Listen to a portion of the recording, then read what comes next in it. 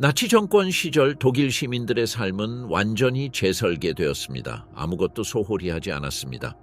일, 여가, 가족, 신념, 성생활, 심지어 일상 언어까지 국가기구에 흡수되었습니다. 시민들은 더 이상 개인이 아니라 기계의 톱니바퀴가 되었습니다. 이러한 변화는 갑작스럽게 이루어진 것이 아니었습니다. 법, 의식, 안정에 대한 약속, 그리고 상징적인 보상을 통해 구축되었습니다. 선조는 교실, 유행가, 그리고 아이들의 놀이에 침투했습니다. 적응하는 자들은 보상을 받았고 일탈하는 자들은 사라졌습니다. 감시는 경찰과 관련된 것만이 아니었습니다. 가정, 직장, 그리고 친밀한 관계까지 포괄했습니다. 완전한 독재 체제에서 일상생활은 어떻게 형성되었는가?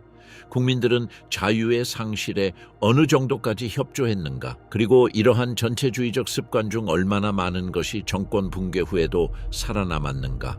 자유가 사라질 때 제국하의 시민 생활. 독일 민주주의는 갑자기 사라지지 않았습니다. 시민들이 완전히 다른 현실을 깨닫게 될 때까지 날마다 법령 하나하나에 따라 서서히 사라져갔습니다. 1933년 1월 아돌프 히틀러가 총리로 취임했을 때 많은 독일인들은 그것이 공화주의 체제 내의 또 다른 정치적 임명일 뿐이라고 생각했습니다. 그들은 일상생활의 모든 측면을 바꿀 사회적 변혁의 시작을 목격했다고는 상상도 할 수 없었습니다. 독일인들은 군사적 패배와 국가적 굴욕의 폐허 속에서 탄생한 민주주의적 실험인 바이마르 공화국에서 14년을 살았습니다. 그러나 그 민주주의는 끊임없는 위기로 점철되었습니다. 프랑스의 루르 지역 점령, 중산층의 저축을 파괴한 초인플레이션, 좌익과 우익 극단주의자들 간의 거리 충돌, 그리고 마침내 600만 명의 독일인을 실업자로 만든 세계 경제 붕괴가 그 예입니다. 이러한 집단적 절망의 맥락에서 나치의 수사는 비옥한 토양을 찾았습니다. 히틀러는 단순히 일자리나 경제적 안정만을 약속한 것이 아니었습니다. 그는 더 깊은 것을 제시했습니다. 민족적 자존심 회복, 혈연과 운명으로 당열된 공동체 건설, 그리고 독일이 유럽 강대국으로서의 지위를 되찾을 것이라는 약속이었습니다. 수년간의 위기에 지친 수백만 독일인들에게 이 메시지는 구원처럼 들렸습니다. 변화는 미묘하게 그러나 거침없이 시작되었습니다. 1933년 2월 국회의사당 화재 사건은 기본적인 시민 자유를 정지시킬 완벽한 구실을 제공했습니다. 이어진 비상사태령은 오랜 기간 예외 상태에 놓여있던 공화국에서 그다지 주목할 만한 것이 아니었습니다.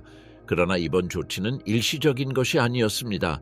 언론의 자유가 가장 먼저 사라졌습니다. 야당 신문들은 폐간되거나 정부 승인 뉴스만 게재하도록 강요받았습니다. 수백만 명의 독일 가정에 도달했던 라디오는 국가 선전 도구가 되었습니다. 외국 방송은 금지되었고 그 방송을 듣는 것은 반역 행위로 간주되었습니다. 집회의 자유도 뒤따랐습니다. 독립적인 정치 시위는 금지되었고 나치 퍼레이드는 더욱 활발해졌습니다. 독일 거리는 나치 문양이 새겨진 붉은 깃발, 갈색 군복, 그리고 군가로 가득 찼습니다. 공공장소는 더 이상 시민적 만남의 장소가 아니라 정치적 연극의 무대가 되었습니다. 독일 전통이 풍부했던 사회생활은 체계적으로 해체되었습니다. 스포츠클럽, 문화단체, 하이킹 모임, 심지어 합창단까지 해체되거나 나치 조직에 편입되었습니다. 자발적인 사회화의 여지는 없었습니다. 모든 것은 당을 통해 해결되어야 했습니다. 노동자들은 파업권, 단체 교섭권, 그리고 정부 허가 없이 이직할 권리를 잃었습니다. 그 대가로 고용 안정, 더 나은 근무 환경, 그리고 보조금이 지원되는 여가 프로그램 이용이 약속되었습니다. 많은 사람들, 특히 수년간 실업에 시달려 온 사람들에게 이러한 타협은 용납될 수 있는 것처럼 보였습니다. 경제 변화는 기적으로 묘사되었습니다. 공식적인 실업률은 급격히 감소하기 시작했습니다. 전국을 연결하는 고속도로, 기념비적인 경기장, 웅장한 정부 청사 건설 등 대규모 공공사업이 시작되었습니다. 수천 명의 사람들이 직장으로 복귀했고 가족들은 안정적인 수입을 되찾았습니다. 그러나 이러한 경제 회복에는 숨겨진 대가가 따랐습니다. 자금의 상당 부분은 유대인 재산 몰수와 막대한 국가 부채에서 나왔습니다. 더 나아가 생산의 상당 부분은 군사 재무장에 투입되었지만 이는 비밀에 붙여졌습니다. 독일은 전쟁에 대비했고 시민들은 번영의 귀환을 축하했습니다. 민족 공동체 Volksgemeinschaft라는 개념이 새로운 사회의 조직 원칙이 되었습니다. 이 사상은 공화국 시절 독일을 분열시켰던 계급 분열을 극복할 수 있을 것이라고 약속했습니다. 더 이상 부르주아나 프롤레타리아는 존재하지 않고 오직 아리아 혈통과 총통에 대한 충성으로 당열된 독일인들만 존재할 것이었습니다. 하지만 이 공동체는 국가의 이질적인 것으로 여겨지는 모든 사람들을 체계적으로 배제하는 방식으로 구축되었습니다. 유대인들이 이러한 소외를 가장 먼저 경험했습니다. 그들은 공무원 일자리를 잃고 대학에서 쫓겨났으며 사업체들이 보이콧 당하는 것을 목격했습니다. 하지만 유대인들만 그런 것은 아니었습니다. 공산주의자, 사회민주주의자, 여호와의 증인, 동성애자, 장애인 등도 국가 공동체에서 추방되었습니다. 일상생활은 나치 의식으로 가득 찼습니다. 전통적인 경례는 몸을 앞으로 내밀며 하는 하일 히틀러로 대체되었습니다. 총통의 초상화가 사무실, 학교, 사업체에 걸렸습니다. 달력 날짜도 제정이 되었습니다. 히틀러의 생일은 국경일이 되었고 전통적인 기념일들은 국가 사회주의적 관점에서 재해석되었습니다. 1930년대 후반에 이르러 변화는 완전히 끝났습니다. 독일인들은 삶의 모든 측면이 정치화된 사회에서 살았습니다. 그들의 일, 여가 시간, 사회적 관계, 심지어 감정까지도 전체주의 국가에 봉사하는 데 맡겨졌습니다. 많은 사람들이 경제적 안정과 국가의 위대함을 위해 이러한 변화를 받아들였습니다. 다른 사람들은 그저 생존을 위해 적응했을 뿐입니다. 1939년 9월 마침내 전쟁이 발발했을 때 독일 시민들은 이미 6년 동안 복종의 재단의 자유를 희생할 준비가 되어 있었습니다. 독재 정권은 무력으로 스스로를 강요할 필요가 없었습니다. 완벽한 공동체라는 약속으로 희생자들을 유혹했을 뿐입니다. 총통의 어머니들, 나치 유토피아에서의 여성 희생. 나치 프로젝트의 모순은 여성에 대한 정책에서 가장 극명하게 드러났습니다. 현대적이고 강력한 사회를 건설하겠다고 공언했던 이 정권은 동시에 인구의 절반을 마치 지난 세기에서 따온 듯한 역할로 밀어내려 했습니다. 현대성과 전통, 경제적 필요성과 인종적 이념 사이의 이러한 갈등은 제3제국 시절 수백만 명의 독일 여성들이 겪은 경험에 깊은 영향을 미쳤습니다. 나치가 이상적 여성상에 대해 제시한 비전은 이 단순한 공식으로 완벽하게 요약되었습니다. 킨더, 귀해, 큐체, 키르해, 길체, 아이들, children, 부엌, kitchen, 교회, church. 이 세 단어는 정권이 여성에게 기대했던 모든 것을 함축적으로 보여줍니다. 여성은 무엇보다도 어머니로서 가정을 책임지고 전통적인 도덕적 가치의 수호자가 되어야 했습니다. 이러한 한계를 넘어서는 야망은 위험한 일탈로 간주되었습니다. 어머니의 날은 나치 달력에서 가장 중요한 기념일 중 하나가 되었습니다. 단순히 어머니를 기리는 날이 아니라 모성을 여성이 국가에 바칠 수 있는 최고의 애국적 봉사로 찬양하는 날이기도 했습니다. 행사에는 공식 훈장 수여가 포함되었는데 4자녀를 둔 어머니에게는 청동 십자가, 6자녀를 둔 어머니에게는 은 십자가, 8명 이상의 아리아인 자녀를 낳은 어머니에게는 금 십자가가 수여되었습니다. 이 행사들은 장대한 장관을 이루었습니다. 영예로운 어머니들은 주요 거리를 행진하고 대중의 연계를 받았으며 상점에서 줄을 설 수 있는 특권을 누렸습니다. 그 메시지는 명확했습니다. 출산은 애국심의 표현이며 다태아 출산은 국가적 영웅이라는 것입니다. 출산을 장려하기 위해 국가는 정교한 경제적 인센티브 제도를 개발했습니다. 신혼부부는 아이가 태어날 때마다 점차 줄어드는 무이자 대출을 받을 수 있었습니다. 대가족은 직접 보조금, 공공서비스 할인, 그리고 사회주택 우선 입주 혜택을 받았습니다. 생식 활동은 경제적으로 수익성이 높은 직업이 되었습니다. 그러나 이러한 혜택은 인종적으로 가치 있다고 여겨지는 부부에게만 엄격히 제한되었습니다. 유대인, 슬라브족, 그리고 장애 여성들은 아무런 지원도 받지 못했을 뿐만 아니라 생식 가능성 자체에서 점차 배제되었습니다. 유전적으로 열등하다고 여겨지는 수만 명의 여성들에게 강제 불임 수술이 시행되었습니다. 여성이 공적 영역에서 배제되는 현상은 히틀러가 집권한 직후부터 시작되었습니다. 대학들은 여성 등록률을 전체의 10%로 제한하는 엄격한 할당제를 시행했습니다.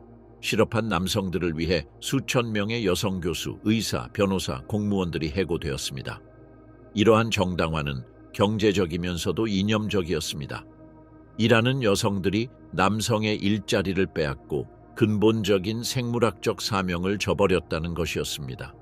고등교육을 받고자 하는 모든 젊은 여성을 위해 1년간의 의무 가사 노동 제도가 도입되었습니다.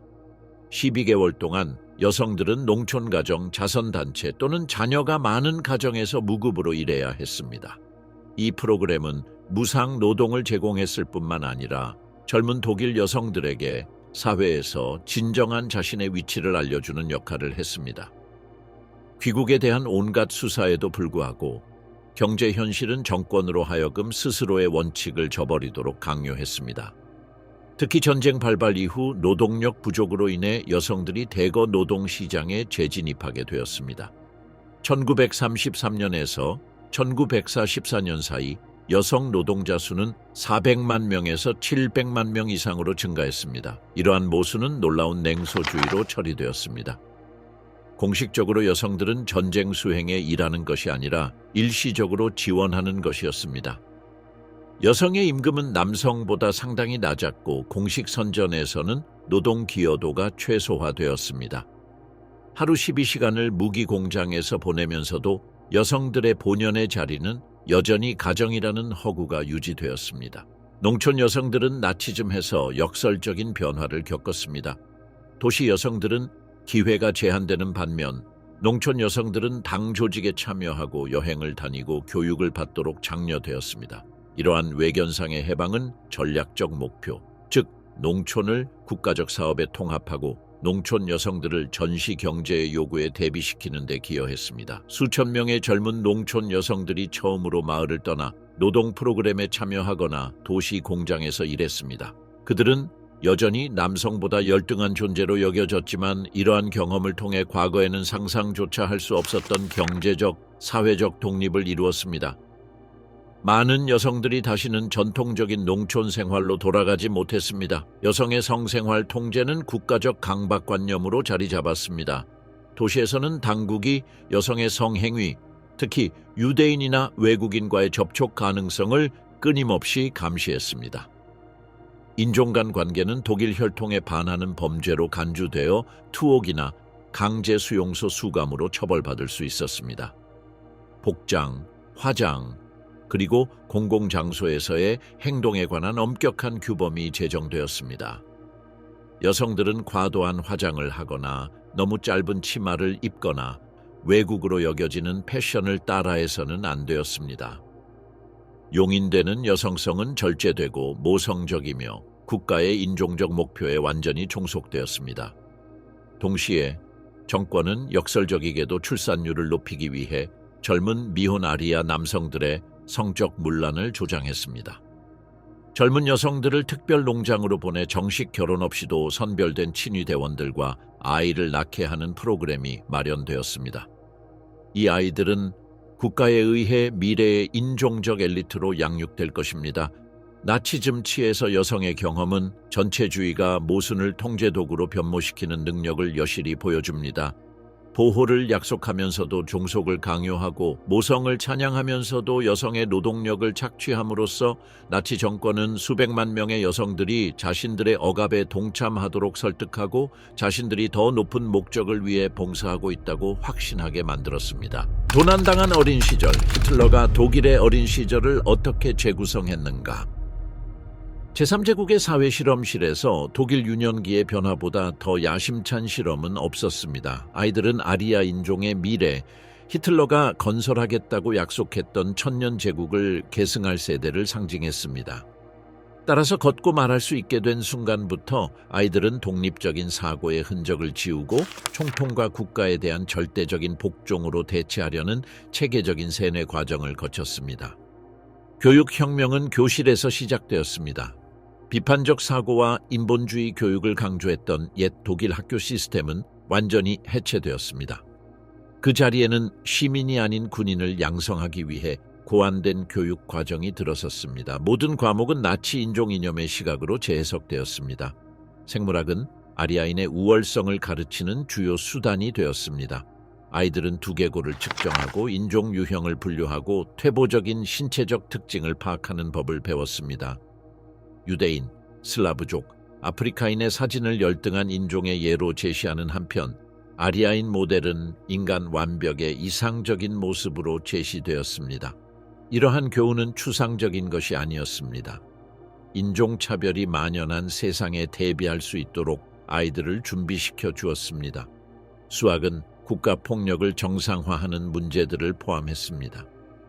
연습 문제에는 정신질환자를 유지하는 데 드는 비용과 그들을 퇴치하는 데 드는 비용 절감액 또는 장애인 돌봄에 지출된 예산으로 건설할 수 있는 주택의 규모에 대한 계산이 포함되었습니다. 이러한 문제들은 아이들에게 산수를 가르쳤을 뿐만 아니라 인간 삶의 인종적, 경제적 효용성에 대한 사고를 훈련시켰습니다. 역사는 독일 국민의 서사시를 창조하기 위해 완전히 새롭게 쓰여졌습니다. 패배는 배신으로, 적은 노골적인 악당으로, 히틀러는 국가의 위대함을 되찾을 운명의 구세주로 변모했습니다. 아이들은 날짜, 전투, 영웅을 암기했지만 항상 영토 확장과 인종 지배를 정당화하는 틀 안에서만 암기했습니다. 체육 수업조차 군사적 차원을 띄었습니다. 수업에는 행군, 지구력 훈련, 그리고 모의 무기를 이용한 기본 훈련이 포함되었습니다. 아이들은 신체적 규율, 명령에 대한 복종, 그리고 고통에 대한 저항력을 배웠습니다. 기술보다는 강인함이 창의성보다는 수능이 더 중요했습니다. 소년들을 위한 히틀러 청소년단과 소녀들을 위한 독일 소녀연맹은 모든 형태의 아동 사회화를 대체하는 의무적인 조직이 되었습니다. 이 기관들은 아이들의 자유시간을 완전히 흡수하여 모든 여가 시간을 세뇌의 기회로 바꾸어 놓았습니다. 히틀러 유겐트에서 아이들은 마치 어린아이처럼 군 생활을 했습니다. 새벽에 일어나 혹독한 신체 단련에 참여하고 총통의 연설을 암기하고 중훈사 작전을 연습했습니다. 여름 캠프는 몇 주 동안 지속되었고 그 기간 동안 아이들은 가족과 떨어져 집중적인 세뇌 교육을 받았습니다. 이러한 조직의 위계 구조는 아이들에게 무조건적인 명령에 복종하고 필요할 때는 다른 사람에게 권위를 행사하도록 가르쳤습니다. 부하 직원보다 나이가 조금 더 많았던 젊은 지도자들은 규율, 강인함, 그리고 더 높은 목표를 위해 다른 사람들을 통제하는 능력을 중시하는 법을 배웠습니다. 독일 여자 연맹 League of German Girls 또 비슷한 원칙으로 운영되었지만 모성무싱을 준비하는 데 중점을 두었습니다. 소녀들은 육아, 가정경제, 그리고 인종위생의 기본을 배웠습니다. 성적 순결의 중요성, 인종 간 관계의 위험성, 그리고 가능한 한 많은 아리아인 자녀를 낳아야 할 의무에 대한 교육을 받았습니다. 젊은 여성들이 스파르타식 생활, 저항 행진 참여, 그리고 끊임없는 이념 세뇌 교육을 받는 수용소 활동 등이 포함되었습니다. 그들은 인종적 순수성의 중요성, 유대인이나 외국인과 섞이는 것의 위험성, 그리고 아리아 인종의 다산의 어머니가 되어야 할 의무에 대한 교육을 받았습니다. 두 조직 모두 충성심을 강화하기 위해 의식을 거행했습니다. 횃불 아래 충성 서약이 거행되었고 나치 깃발이 휘날리며 합창단은 군가를 불렀습니다.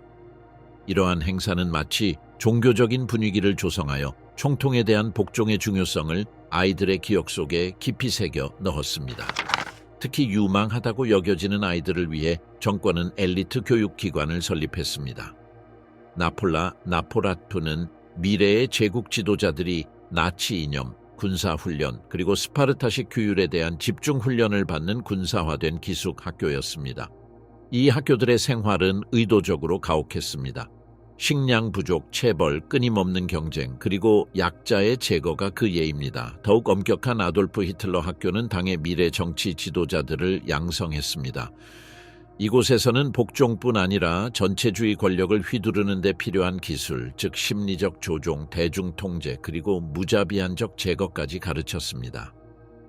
프랑크푸르트 고등학교는 이 교육 시스템의 정점을 이루었습니다. 전쟁으로 인해 잠시 운영되기는 했지만 미래 제국의 절대 엘리트를 양성하기 위해 설립되었습니다. 그 학생들은 유럽 인종 지배의 설계자이자 아리아 순수성의 수호자가 될 것입니다. 아동 세뇌에서 가장 우려스러운 측면 중 하나는 체계적인 비난 조장이었다. 아이들은 부모, 선생님, 이웃의 행동을 보고하도록 교육받았다. 그들은 총통에 대한 충성심이 어떤 가족이나 사회적 유대감보다 우월하다고 가르침을 받았다. 수백 명의 교사가 학생들의 비난을 받고 체포되었습니다. 은밀히 정권을 비판하던 부모들은 자녀들이 당국에 신고했다는 사실을 알게 되었습니다. 이러한 가족 간의 신뢰 파괴는 고의적인 것이었습니다. 국가는 모든 전통적인 유대감을 당에 대한 절대적인 충성으로 대체하려 했습니다. 정보원으로 뛰어난 활약을 보인 아이들은 공개적으로 보상을 받았고, 이는 반역을 미덕으로 만드는 왜곡된 인센티브를 만들어냈습니다. 그들은 다른 사람을 고발하는 것이 애국심에 기반한 행동이며 국가에 봉사하고 인종적 순수성을 수호하는 방법이라는 것을 배웠습니다. 유대인 아이들은 점진적이고 파괴적인 배제를 경험했습니다. 처음에는 별도의 학교에 격리되었지만 곧 교육 시스템에서 완전히 퇴학당했습니다. 스포츠 활동에 참여하거나 청소년 단체에 가입하거나 심지어 다른 아이들과 함께 공원에서 놀 수도 없었습니다. 이러한 배제는 법적일 뿐만 아니라 사회적으로도 문제가 되었습니다. 아리아인 아이들은 유대인과의 접촉을 피하도록 교육받았고 그들을 인종적 오염의 매개체로 여겼습니다. 유대인 아이와의 우정은 처벌과 공개적인 굴욕의 근거가 되었습니다. 박해가 심화됨에 따라 많은 유대인 어린이들이 가족과 헤어져 긴급 대피 프로그램을 통해 해외로 보내졌습니다. 다른 어린이들은 처음에는 재정착으로 위장했지만 실제로는 학살 수용소로 이어진 추방의 희생자가 되어 실종되었습니다. 아이들의 사고를 통제하는 것은 아마도 나치 계획의 가장 사악한 측면이었을 것입니다. 정권은 아이들의 어린 시절부터 정신을 사로잡음으로써 전체 주의에 대한 대안을 생각해낼 수 없는 세대를 만들어내려 했습니다. 아이들은 자유, 다양성, 비판적 사고를 알지 못한 채 자랐습니다. 감시되는 재미, 쾌락이 정권의 무기로 변했다. 나치 전체주의는 여가 시간을 지배의 도구로 전락시키는 데 성공하면서 가장 정교한 형태를 갖추게 되었습니다. 크라프트 두르츠 프로이데, 기쁨을 통한 힘이라는 조직을 통해 나치 정권은 절대적 통제에는 억압뿐 아니라 수백만 명의 사람들에게 무엇이 즐거움, 휴식 그리고 행복을 구성하는지 정의하는 능력도 필요함을 보여주었습니다.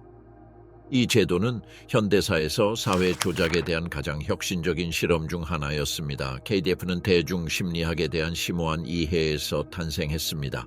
나치 지도자들은 일자리를 제공하는 것만으로는 충분하지 않다는 것을 알고 있었습니다. 노동자들에게 새로운 상황이 삶의 근본적인 개선을 의미한다는 것을 확신시켜야 했습니다. 조직된 여가 활동은 이러한 환상을 실현하는 완벽한 수단이었습니다. 정권과 직접적으로 연관된 즐거운 경험을 만들어내고 감사와 정서적 충성심을 불러일으켰기 때문입니다. 이 조직은 겉보기에 관대한 원칙, 즉 사치의 민주화라는 원칙에 따라 운영되었습니다. 전통적으로 엘리트 계층의 전유물로 여겨졌던 해외여행, 지중해 크루즈, 알프스에서의 휴가를 이제 일반 근로자들도 누릴 수 있게 된 것입니다. 이 약속은 오랫동안 경제적으로 궁핍했던 사회에서 놀라운 정서적 힘을 발휘했습니다. KDF 크루즈선은 이 정책의 가장 눈에 띄는 상징이 되었습니다. 비렐름 구스틀로프호와 같은 선박은 독일 노동자들을 스페인 해안, 노르웨이 피요르, 지중해 섬 등 이국적인 곳으로 수송하기 위해 특별히 설계되었습니다. 승객들은 정치적 충성심과 인종적 순수성이라는 기준에 따라 신중하게 선발되었으며 이러한 항해는 선행에 대한 보상으로 이어졌습니다. 선상에서의 경험은 세심하게 계획되었습니다. 승객들은 지역사회 활동에 참여하고 독일 문화 간견을 듣고 별빛 아래 애국가를 불렀습니다. 모든 즐거움의 순간은 이념으로 가득했습니다. 노동자들은 편안한 마음으로 집으로 돌아왔을 뿐만 아니라 이러한 경험을 가능하게 해준 정권에 깊은 감사를 표했습니다. 국내 관광도 비슷한 원칙에 따라 운영되었습니다. 특히 아리아인의 영향을 많이 받은 독일의 풍경, 즉 슈바르츠발트의 숲, 라인강의 중세성, 바이에른의 호수들을 방문하는 대규모 여행이 조직되었습니다. 이러한 여행은 정치적으로 중립적이지 않았습니다. 오히려 독일 국민과 그들의 땅 사이의 신비로운 유대감을 강화하여 민족주의적, 인종적 감정을 부추겼습니다. KDF의 가장 야심차고 기만적인 프로젝트는 국민차 폭스바겐의 약속이었습니다. 이 프로그램은 모든 독일 근로자가 프로그램된 저축 시스템을 통해 자신의 차량을 소유할 수 있도록 보장했습니다. 근로자들은 매주 5마르크를 특별 계좌에 예치하고 우표를 받아 공식 계좌에 부착했습니다. 계좌가 개설되면 새 차를 받을 수 있었습니다. 광고 캠페인은 놀라울 정도로 효과적이었습니다. 팔러스레벤의 거대한 공장이 건설되었고 산업박람회에서 시제품 전시가 열렸으며 히틀러는 직접 공장 초석 놓기 행사에 참석했습니다. 수백만 명의 노동자들이 곧 현대적이고 자동화된 사회의 일부가 될 것이라는 확신에 차서 종교적으로 저축하기 시작했습니다. 하지만 단 한 명의 노동자도 폭스바겐을 받지 못했습니다. 전쟁이 발발하자 공장은 군용 차량 생산으로 전환되었고 모든 저축금은 국가에 의해 몰수되었습니다. 노동자 번영의 상징으로 포장되었던 것이 사회 진보로 위장한 거대한 사기극으로 드러났습니다.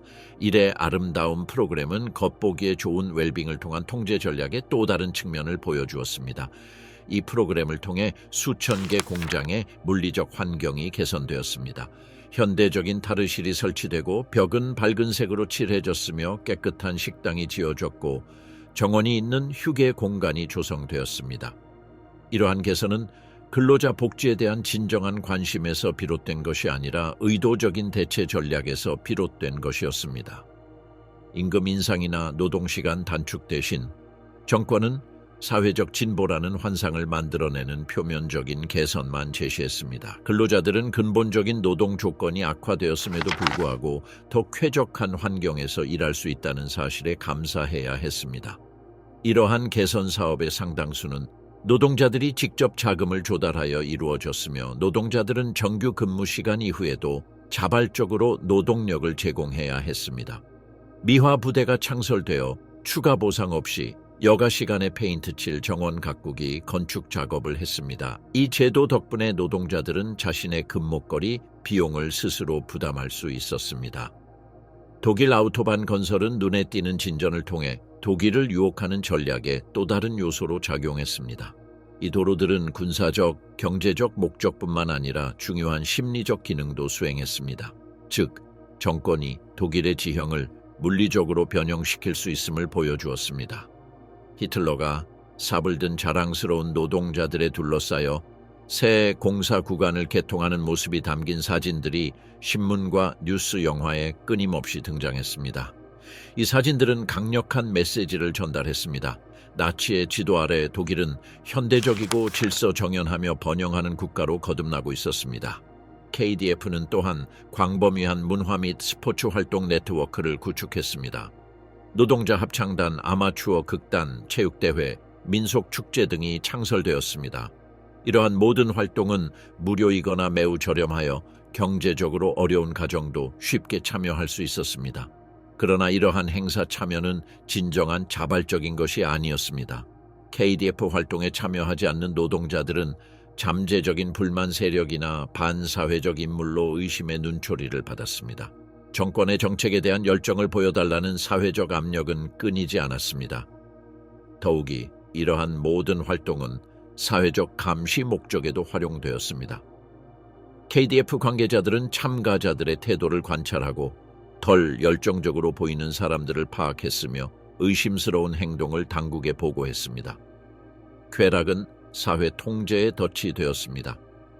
KDF의 근본적인 역설은 정치적으로 조작적인 목적을 달성하면서도 진정으로 즐거운 경험을 만들어낼 수 있다는 점에 있습니다.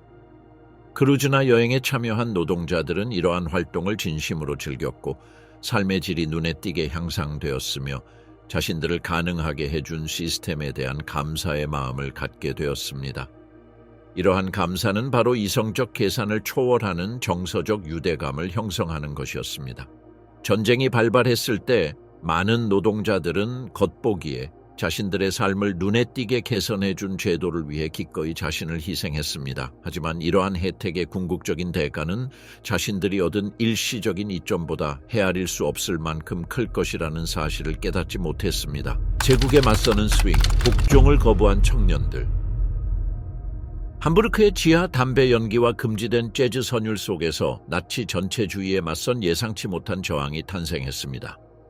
조직적인 정치적 음모나 무장혁명 운동이 아니라 전적인 통제에 집착하는 정권에게는 더욱 미묘하고 어쩌면 더 위험한 무언가였습니다. 바로 국가의 기대에 굴복하기를 거부하는 젊은이들이었습니다.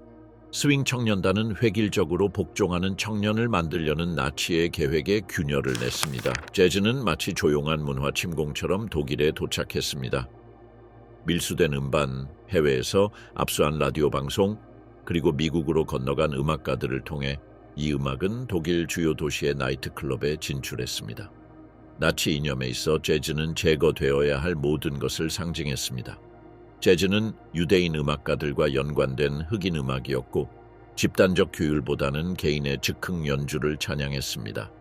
최초의 청소년 스윙 그룹은 함부르크에서 자발적으로 결성되었습니다. 함부르크는 다른 독일 지역보다 나치 정통주의의 영향을 덜 받은 전통적으로 국제적인 항구 도시였습니다. 이 젊은이들은 주로 상인, 은행가, 그리고 프리랜서 전문직 종사자 등 부유한 가정의 자녀들로 금지된 기록을 얻을 수 있는 자원과 인맥을 갖추고 있었고 경찰의 감시를 비교적 덜 받는 곳에 자주 출입할 수 있었습니다. 음악적 취향으로 시작된 것이 점차 완전한 문화적 정체성으로 변모했습니다. 스윙키드들은 나치의 규범에 의식적으로 도전하는 자신들만의 미적 규범을 발전시켰습니다. 히틀러 유겐트가 군복, 짧은 머리, 그리고 군인다운 자세를 장려하는 반면 스윙어들은 헐렁한 미국식 정장, 반짝이가 박힌 긴 머리, 그리고 아리아인의 남성다움이라는 이상에 반하는 육체적 나른함을 받아들였습니다. 이 운동에 참여한 여성들은 훨씬 더 도발적이었습니다. 자연미가 장려되던 시대에 과한 화장을 하고 손톱을 밝은 색으로 칠하고 스캔들로 여겨질 정도로 짧은 치마를 입고 할리우드 스타들에게서 영감을 받은 헤어스타일을 택했습니다. 그들의 옷차림은 조용하지만 분명한 정치적 선언이었습니다. 이 운동의 언어는 문화적 저항의 한 형태이기도 했습니다.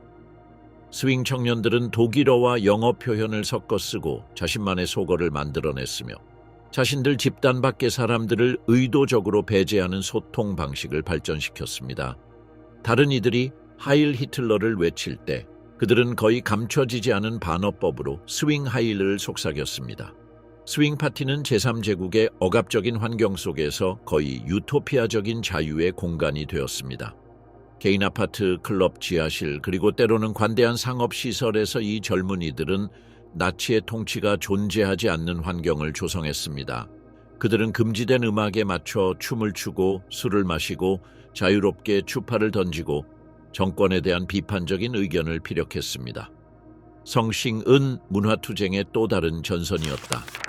나치즘은 혼전 순결, 아리아인 결혼, 생식 목적의 성관계 등 엄격한 성도덕을 장려했지만 스윙 운동은 자유롭고 쾌락주의적인 성을 찬양했다. 댄스에는 친밀한 신체 접촉이 포함되었고 혼전 성관계가 흔했으며 일부 회원들은 젊은 유대인 남성들과 접촉하여 인종차별법을 명백히 위반했다. 이러한 성적 자유는 단순한 청소년기의 반항이 아니라 개인의 신체와 욕망을 완전히 통제하려는 나치의 계획에 대한 암묵적인 비판이었습니다. 스윙키드들은 개인적 쾌락에 대한 권리를 주장함으로써 정권이 전복적이라고 여겼던 일종의 개성을 주장했습니다. 나치 당국은 처음에는 스윙 운동이 초래하는 위협을 과소평가했습니다. 그들은 스윙 운동을 특권층 젊은이들 사이에서 유행하는 일시적인 유행으로 여겼고 결국 성숙하여 주류 사회에 편입될 것이라고 생각했습니다. 그러나 스윙 운동이 성장하고 다른 도시로 확산되면서 스윙 운동은 더 심각한 문제로 인식되기 시작했습니다. 전환점은 정보 보고서를 통해 이 운동의 일부 구성원들이 젊은 유대인들과 관계를 유지하거나 서방 열강에 대한 동정심을 표했다는 사실이 밝혀지면서 찾아왔습니다. 뉘른베르크 인종법과 고조되는 국제적 긴장 속에서 이러한 관계는 인종적, 정치적 배신으로 해석되었습니다. 게슈타포는 스윙 클럽에 침투하여 그들의 활동을 기록하고 지도자들을 색출하기 시작했습니다. 경찰 보고서는 이러한 모임을 재즈 낭요로 묘사하며 도덕적 타락을 조장하고 독일 젊은이들을 타락시켰습니다. 음악, 춤, 그리고 성적 자유는 국가의 도덕성을 약화시키려는 음모의 징후로 묘사되었습니다. 탄압은 점차 심화되었습니다. 처음에는 클럽을 폐쇄하고 기록을 압수하고 정당을 해산하는 데 그쳤습니다. 그러나 전쟁이 다가오면서 조치는 더욱 가혹해졌습니다. 운동 지도자들은 체포되었고 일부는 재교육 수용소로 보내졌으며 일부는 조기에 군에 입대해야 했습니다. 가장 잘 기록된 사례 중 하나는 함부르크 스윙 클럽 사건인데 이 클럽 회원들은 1940년 게슈타포의 철저한 조사 대상이 되었습니다. 경찰 기록은 이 젊은이들이 당국에 얼마나 큰 편집증을 불러일으켰는지 보여줍니다. 그들의 음악적 취향은 기록되었고 개인 편지는 분석되었으며 모임은 사진으로 찍혔고 가족들은 신문을 받았습니다. 이 운동에 대한 최종적인 비난은 1941년 하인리히 힘러가 스윙 전염병이라 부르는 현상에 대한 강경 조치를 명령하면서 이루어졌습니다. 수백 명의 젊은이들이 조직적인 검거 작전으로 체포되었습니다. 일부는 청소년 수용소로 보내졌고 다른 일부는 동부 전선의 위험한 군부대로 배치되었으며 운이 좋은 사람들은 회계 서약서에 서명하도록 강요받았습니다. 스윙키드와 히틀러 유스의 대조는 그 어느 때보다 두드러졌습니다. 히틀러 유스가 규율, 희생, 복종, 그리고 전쟁 준비를 장려한 반면 스윙 운동은 창의성, 즐거움, 개성, 그리고 비독일 문화와의 연결을 중시했습니다. 이러한 차이는 피상적인 차원을 넘어섰습니다.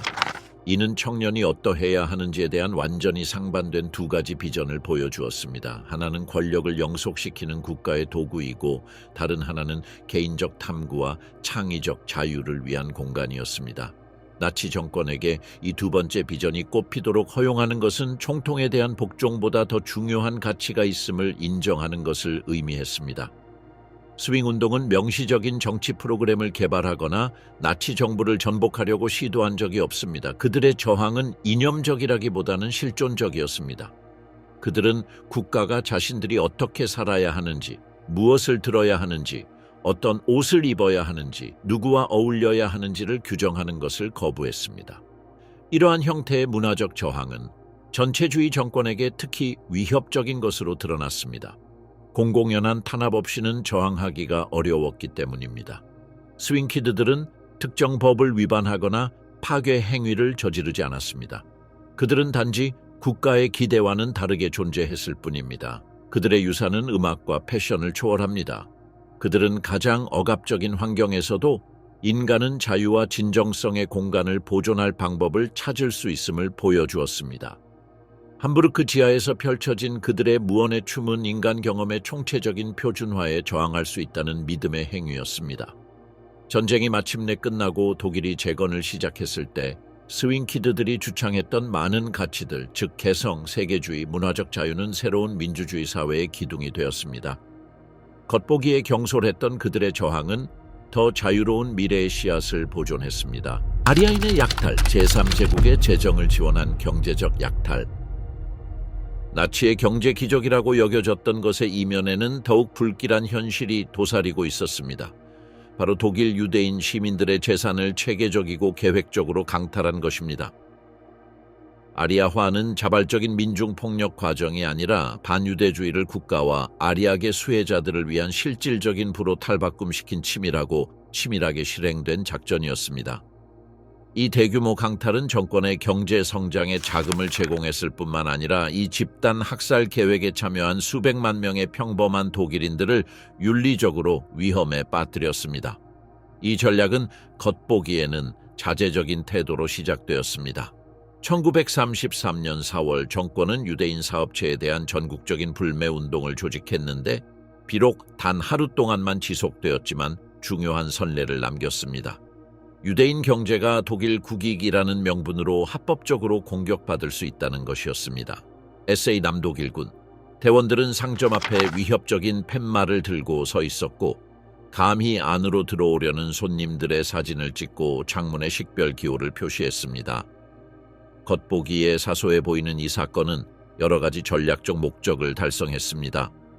첫째, 반유대주의적 박해에 대한 대중의 반응을 가늠하여 대다수의 독일 국민이 반유대주의적 조치를 용인하거나 심지어 지지할 의향이 있음을 확인했습니다. 둘째, 유대인 기업계에 독일 내 미래가 불확실하다는 분명한 신호를 보냈습니다. 셋째, 경제적 배제를 정당한 정책으로 정상화하는 심리적 과정을 시작했습니다. 이후 몇 년 동안 정권은 점진적인 교살 전략을 실행했습니다. 유대인 의사들은 공립병원에서 진료할 수 있는 자격을 박탈당했습니다. 변호사들은 전문직 협회에서 추방당했습니다. 유대인 공무원들은 공무원직에서 해고당했습니다. 언론인들은 뉴스룸에서 배제되었습니다. 이러한 조치들은 모두 독일의 이익을 보호하기 위한 필수적인 개혁으로 제시되었습니다. 유대인 기업들은 극복하기 어려운 관료적 장벽에 직면하기 시작했습니다. 수입 허가가 거부되고 신용 신청이 거부되었으며 공공기관과의 계약이 취소되었습니다. 아리아인 공급업체들은 유대인 기업과의 사업 관계를 끊으라는 압력을 받았고 고객들은 사회적 협박 캠페인을 통해 단념했습니다. 1935년 뉘른베르크법이 공포되면서 이러한 과정은 극적으로 가속화되었습니다. 이 법은 유대인의 정체성을 법적으로 규정했을 뿐만 아니라 완전한 경제적 배제를 위한 법적 틀을 마련했습니다. 유대인은 아리아인 직원 고용, 무역 박람회 참여, 독일 출판물 광고, 그리고 경제의 전략적 부문 접근이 금지되었습니다. 아리아화 과정의 관료적 시스템은 매우 정교했습니다. 각 지역의 유대인 재산을 목록화하고 가치를 평가하고 적합한 구매자를 찾고 재산 이전을 감독하는 전담 사무소가 설립되었습니다. 공증인, 감정사, 은행원, 변호사, 세무 공무원들이 참여하여 재산 몰수를 일상적인 행정 절차로 만들었습니다. 아리아화된 부동산에 지불된 가격은 항상 실제 시장 가치보다 낮았습니다. 유대인 판매자들은 실질적인 협상력이 없었습니다. 제안을 거부하면 보상 없이 부동산이 몰수될 것이라는 사실을 알고 있었기 때문입니다. 많은 사람들이 실제 가치의 일부만 받고 매매를 수락했는데 이는 완전한 몰수보다 낫다고 생각했기 때문입니다. 구매자는 정치적 충성심과 인종적 순수성이라는 기준에 따라 신중하게 선정되었습니다. 당원, 참전용사, 공무원, 그리고 나치와 연줄이 있는 사업가들이 우선권을 받았습니다. 이 시스템은 반유대주의 정책의 지속 여부에 따라 번영을 누리는 새로운 계층의 정권 수혜자들을 만들어냈습니다. 백화점은 아리아화의 특히 매력적인 타깃이었다. 19세기에 유대인 가문이 설립한 이 회사들은 독일 주요 도시의 상업 중심지에 귀중한 자산을 축적해왔다. 이 회사들이 아리아인들의 손에 넘어가면서 즉각적인 이익을 창출했을 뿐만 아니라 시장에서 유능한 경쟁자들을 몰아내기도 했다. 헤르만 티츠 백화점 사례는 이러한 과정을 완벽하게 보여줍니다. 독일에서 가장 성공적인 백화점 체인 중 하나였던 이 백화점은 터무니없이 낮은 가격에 건물을 매각해야 했습니다. 새로운 아리아계 소유주들은 최고의 입지, 잘 발달된 인프라, 심지어 많은 비유대인 직원까지 그대로 유지했지만 원래 설립자들과의 모든 연결고리를 끊었습니다. 유대인 금융기관들도 비슷한 운명을 겪었습니다.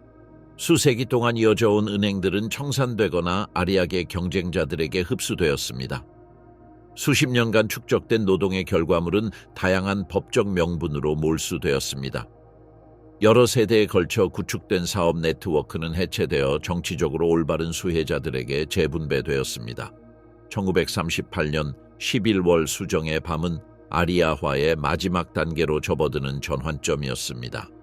공식적으로는 대중의 분노가 자발적으로 폭발한 것으로 묘사된 이 조직적인 학살은 대량 수용의 구실로 활용되었습니다. 유대인들은 폭력으로 인한 피해에 대해 집단적으로 책임을 져야 했고 10억 마르크의 벌금을 물어야 했습니다. 동시에 유대인들은 사업체, 주식, 채권, 보석, 예술품, 기타 귀중품 소유가 금지되었습니다. 모든 재산은 당국이 정한 가격으로 아리아인 구매자에게 팔려야 했습니다. 이 막대한 부의 이전은 합법적인 약탈을 전문으로 하는 관리들의 엄격한 감독하에 몇 주 만에 이루어졌습니다. 아리아화의 수혜자는 대기업에만 국한되지 않았습니다.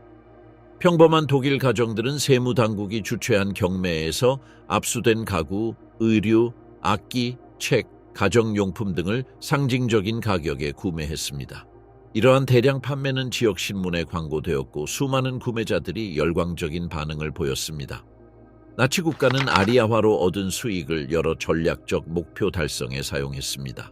상당 부분은 군 재무장에 배정되었는데 이는 막대한 자원을 소모했지만 1939년까지 비교적 비밀에 붙여져야 했습니다. 또 다른 일부는 KDF 독일 연방기금, 지원휴가, 결혼자금 대출, 노동자 주택 개선 등 가시적인 사회복지 사업에 사용되었습니다.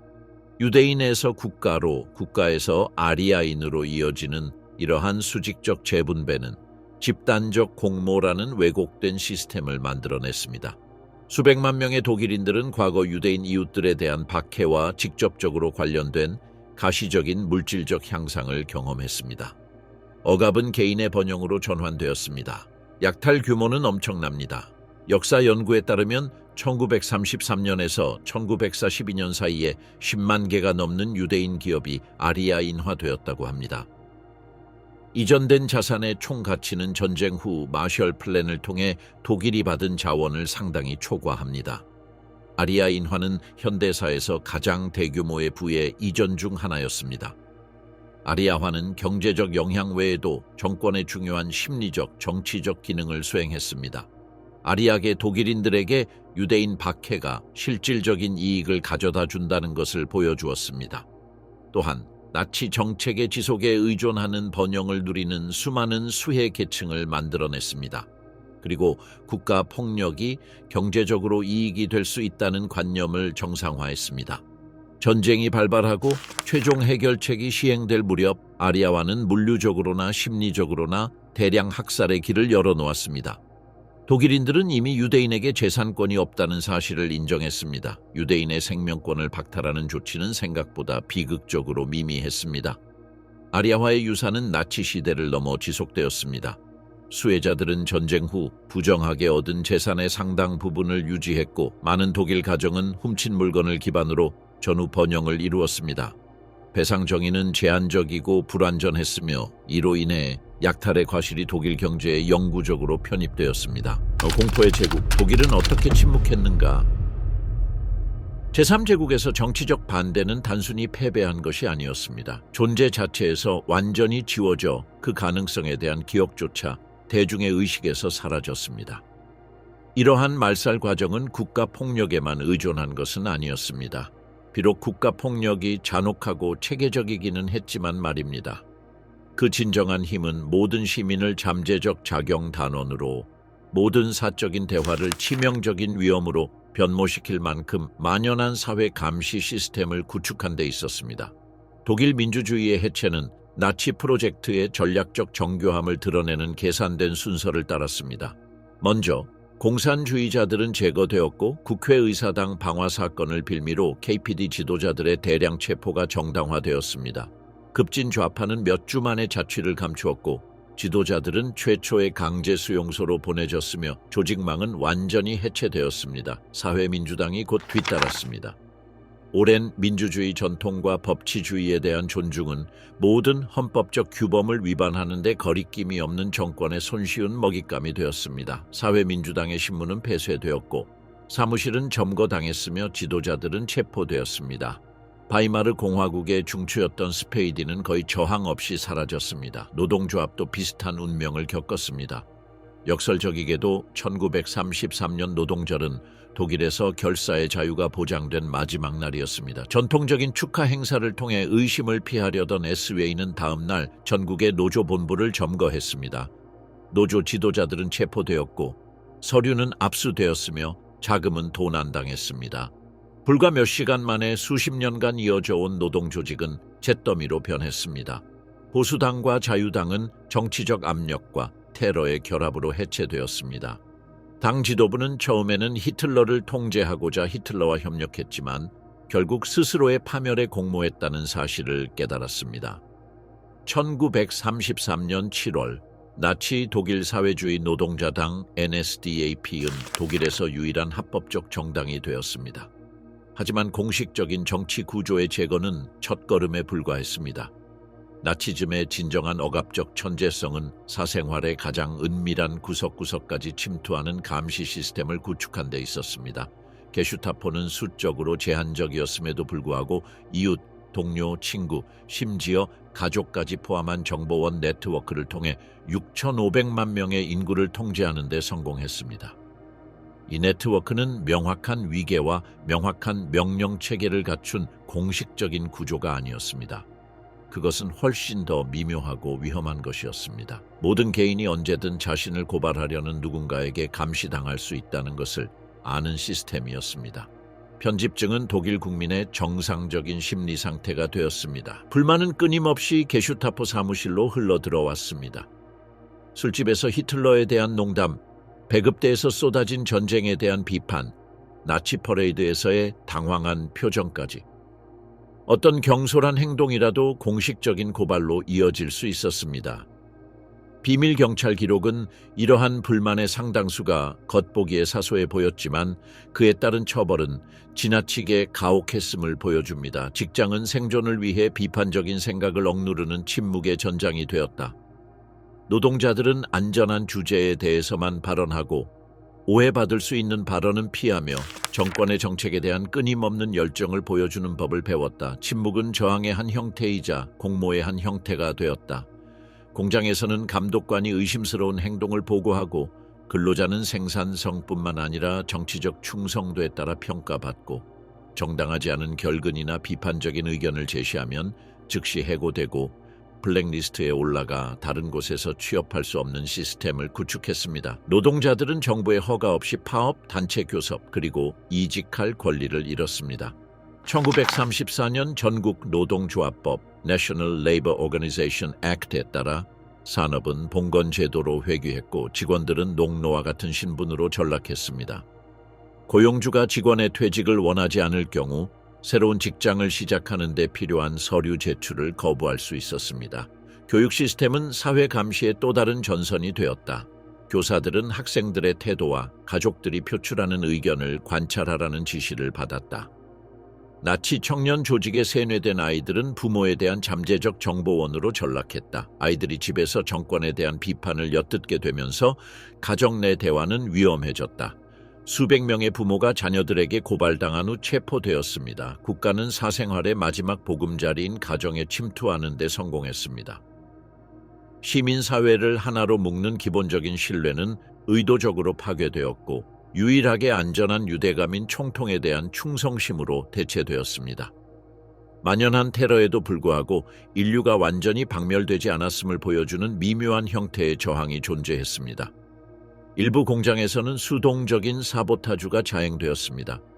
고의로 생산 속도를 늦추거나 기계를 손상시키는 실수를 저지르거나 생산량을 줄이기 위해 병을 핑계로 삼는 등의 행위가 자행되었습니다. 이러한 행위는 입증하기가 거의 불가능했지만 생산 목표에 상당한 영향을 미칠 수 있었습니다. 침묵의 연대 사례도 있었습니다. 노동자들이 동료들에게 임박한 단속에 대해 은밀히 경고했고 관리자들은 사소한 방해 행위를 간과했으며 의사들은 사람들이 변격을 기피하도록 돕기 위해 진단서를 위조했습니다.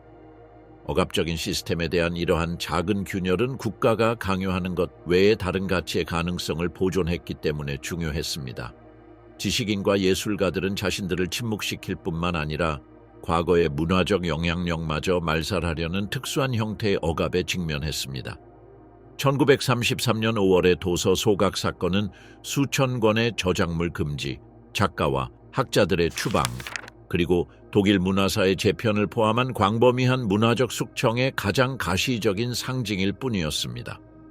대학들은 유대인 자유주의자 또는 사회민주주의자 교수들을 추방하고 나치 학자들이나 정권 동조자들로 대체하는 방식으로 공조되었다.